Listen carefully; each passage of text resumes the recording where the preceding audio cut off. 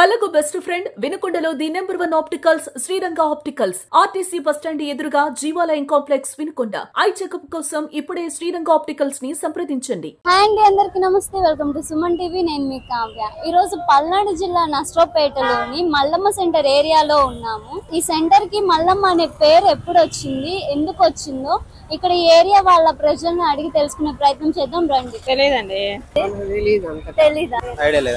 Idea లేదు.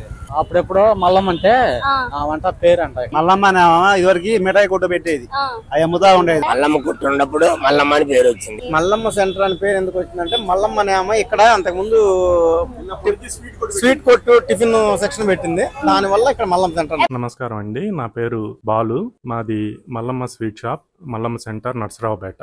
Mallamma sweet shop, Mallamma centre అనే పేరు ఆ సెంటర్ కి రావటానికి కారణం మా జేజి మా అమ్మగారు. అంటే మేము 4వ తరం.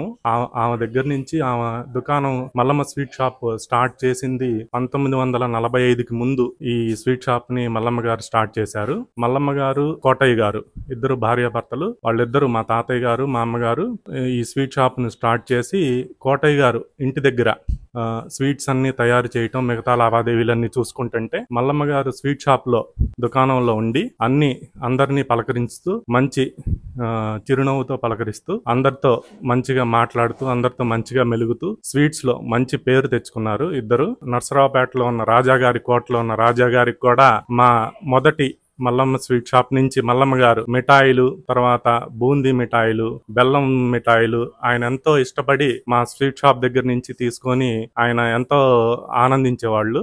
అట్లా నర్సరావుపేటలో మల్లమ్మ గారి పేరు ఎవరు పెట్టకుండానే ప్రజల నోటి నుంచే ఈ పేరుని, ఈ సెంటర్ పేరుని మల్లమ్మ సెంటర్ గా మారటం జరిగింది. తర్వాత నర్సరావుపేటకి ఎంతో విశిష్టమైన శివరాత్రి తిరునాళ జరుగుతున్నప్పుడు, శివరాత్రి తిరునాళ సందర్భంగా అక్కడికి కూడా మా మల్లమ్మ గారి మిఠాయిలు, మల్లమ్మ గారి స్వయంగా అక్కడ దుకాణం ఏర్పాటు చేసి వచ్చే భక్తులందరికీ మిఠాయిలు అందించేవాళ్ళు.